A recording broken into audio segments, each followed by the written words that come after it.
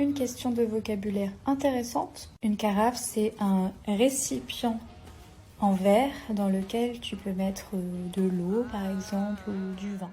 Vous avez demandé la différence entre avon et avion et avait et aviez. Donc avon et avait, c'est la forme de avoir au présent. Plus précisément, c'est nous avons, vous avez. Et avion et aviez, c'est la forme de avoir aussi, mais à l'imparfait. Plus précisément, nous avions, vous aviez. Donc une petite différence dans la prononciation. Pour l'imparfait, on ajoute le i. Avion, aviez. Notre, votre, vôtre. Toujours de très bons exemples. C'est notre thé. C'est notre thé. C'est le nôtre. Et c'est votre thé. C'est le vôtre. Donc notre et votre, on va les mettre juste avant le nom. Notre thé. Alors que notre et votre, avec l'accent, on va les utiliser quand on va dire c'est les nôtres, c'est le nôtre, c'est la vôtre. Donc ce sont aussi des possessifs, mais comme c'est le mien, c'est le tien, c'est le sien, c'est le nôtre, c'est le vôtre. Facile, hein? Ok, nouveau, nouvelle et nouvelle. Donc nouveau et nouvelle, c'est facile, ce sont les adjectifs masculins et féminins. Par exemple, un nouveau téléphone, une nouvelle voiture. Mais alors ça c'est quoi? Nouvelle, c'est aussi le masculin, mais attention, on l'utilise seulement quand un mot masculin commence par une voyelle. Ouais, par exemple, ordinateur. Je ne vais pas dire un nouveau ordinateur, mais un nouvel ordinateur. Appartement, un appartement. Je ne vais pas dire un nouveau appartement, mais dites-moi dans les commentaires. Aujourd'hui, on va faire la prononciation de ce mot. C'est ça, au singulier. On va prononcer ce mot œil. œil.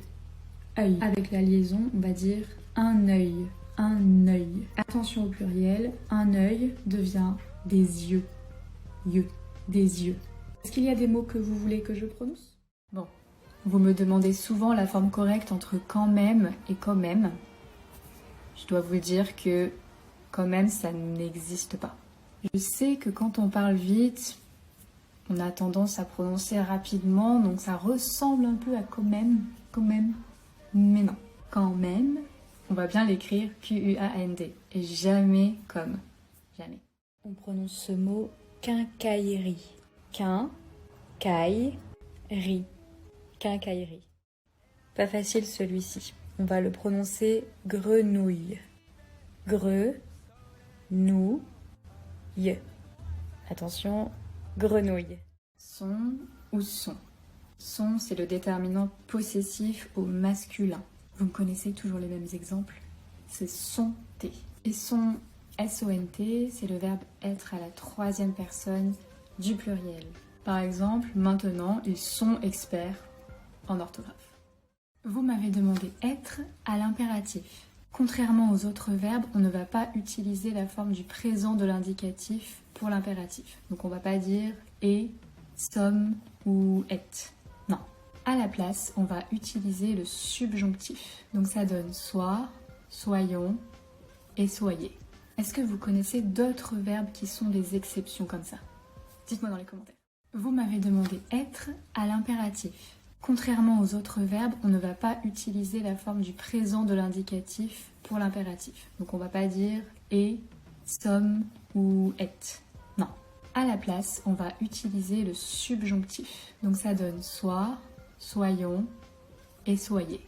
Est-ce que vous connaissez d'autres verbes qui sont des exceptions comme ça? Dites-moi dans les commentaires. Vous vous rappelez à l'impératif pour le premier groupe, donc les verbes avec ER comme parler. Normalement, on ne met pas de S. On va dire parle. Donc tu parles au présent de l'indicatif et parle à l'impératif. Maintenant, si on utilise en, c'est-à-dire parle d'un sujet, parle de ce sujet, on peut dire parle-en. Vous entendez la liaison? Parle-en. Donc oui, exceptionnellement, dans ce cas, parle-en, on va laisser le S qui devait disparaître à l'impératif. Ouais, je sais. On résume, pas de S si je dis parle, parle-moi de toi, parle de ce sujet. Mais un S si j'utilise en juste après, parle-en. C'est juste une question de prononciation. Ok. Bouilloire. Bouilloire. Bouilloire. Une bouilloire. Les différences entre la et la. D'abord, la, c'est un article défini. On va l'utiliser pour le féminin. Par exemple, c'est la vie. La vie. C'est aussi un pronom personnel complément. Par exemple, il la voit.